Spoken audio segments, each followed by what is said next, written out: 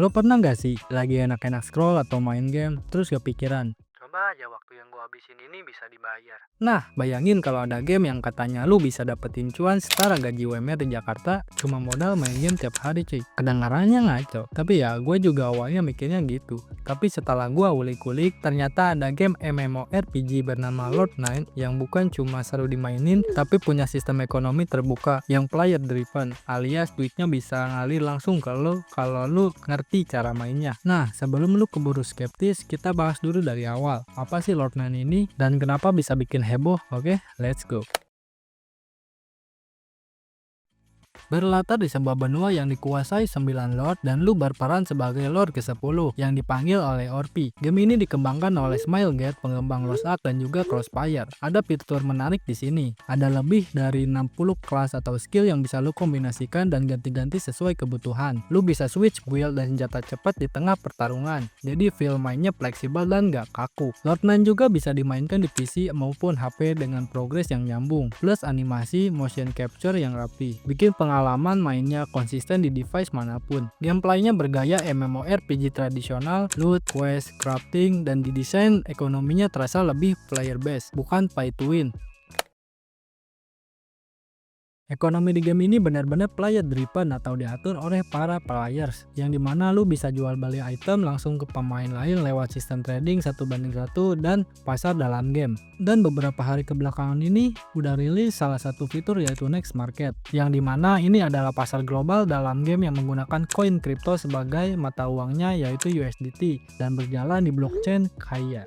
Jadi lo bisa listing item di pasar global aman dan gampang. Ini membuka jalur real money trading atau RMT yang lebih mudah dibandingkan banyak MMO tradisional lainnya. Saat peluncuran Next Market pada 8 Agustus 2025, ada event yang bisa kalian ikutin seperti misi dengan reward 8 USDT ditambah dengan mon eksklusif Echo of the Forest Silvaris. Plus 200 pemain beruntung dipilih acak untuk dapat tambahan 100 USDT. Oh iya, menurut gue ini bukan $8 per hari, tapi ini lebih kayak event special launch, jadi lebih cocok disebut reward awal ketimbang gaji $8 per hari. Jadi jangan terlalu berharap bakal dibayar per hari cuy. Ini juga diperkuat dengan ketentuan yang ada pada di bawah misi, yaitu pada bagian reward operation policy, yang dimana disebutkan semua hadiah diberikan berdasarkan siapa cepat dan dia dapat. Hadiah dapat habis lebih awal atau berakhir tanpa pemberitahuan sebelumnya, tergantung pada kondisi internal. Dan juga hadiah untuk misi yang sama hanya dapat diklaim satu kali per akun game. Klaim ganda tidak diperbolehkan. Dan sisanya kalian bisa cek sini dan baca-baca aja. Terus rencana integrasi marketplace berbasis blockchain melibatkan Linux atau Doji, memberi kemungkinan item tertentu menjadi NFT yang bisa diperdagangkan di luar game.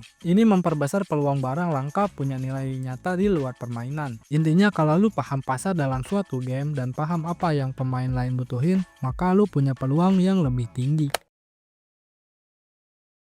Smilegate terlihat mendukung perdagangan barang antar pemain dan kolaborasi dengan Next Market untuk transaksi berbasis stablecoin atau USDT. Jadi gak ada larangan publik jelas yang mencegah jual beli item melalui mekanisme resmi ini. Namun gue gak menemukan aturan eksplisit soal penjualan akun atau layanan boost dari dokumen resmi. Umumnya penjualan akun biasanya masih abu-abu atau bisa dilarang di banyak game. Jadi hati-hati dan cek tos sebelum jual akun. Yang pertama ada inflasi dan oversupply. Jadi kalau terlalu banyak uang atau item masuk, maksudnya terlalu banyak memberikan event yang memudahkan player mendapatkan resources atau mata uang tanpa mekanisme pengurangan, nilai item bisa jeblok. Dan itu udah kejadian di beberapa game P2E sebelumnya. Yang kedua adalah volatilitas pasar, yang dimana harga item NFT atau permintaan bisa naik turun drastis tergantung hype. Jadi lu bisa cuan dengan cepat tapi resikonya juga besar. Ketiga ada kebijakan dan perubahan developer, yaitu perubahan kebijakan seperti nerf item atau redesign ekonomi bisa bikin harga item unlock ataupun terbang. Jadi developer punya kontrol penuh untuk itu. Keempat ada likuiditas. Jadi walau ada market global, kecepatan lakunya item tergantung pada demand atau buyer itu sendiri. Jadi saat banyak seller menjual item bersamaan atau supply, bakalan lumayan susah buat lakunya, atau singkatnya yang listing item lebih banyak daripada peminatnya. Dan itu juga bisa berdampak pada harga item itu sendiri. sendiri, karena yang nurunin harga sudah jelas para seller yang kebalat pengen cuan. Jadi solusinya adalah lu bisa fokus pada item yang benar-benar bernilai tinggi, contohnya seperti rare game atau limited costume. Dan item yang non-rare bisa dijadikan opsional. Pahami tren market naik turun dan hindari FOMO, jangan farming item cuma karena harga naik cepat, kecuali kalau lu ngerti. Belajar analisis demand pasar akan sangat membantu lu. Tren Web3 Gaming mensyaratkan kombinasi gameplay berkualitas ditambah tokenomics yang matang. Game yang mampu menjaga gameplay tetap seru sambil menata ekonomi dengan baik punya peluang bertahan. Node9 sendiri punya keunggulan seperti developer besar, fitur kelas fleksibel, dan roadmap pasar atau NFT yang jelas. Ini sejajar dengan tren tersebut. Jika komunitasnya tumbuh dan developer konsisten mengelola ekonomi seperti balance, event, monetizing, atau lainnya, pasar in-game berpotensi menjadi liquid dan bernilai. Sebaliknya, tanpa manajemen ekonomi yang baik, risiko inflasi dan penurunan harga tetap ada.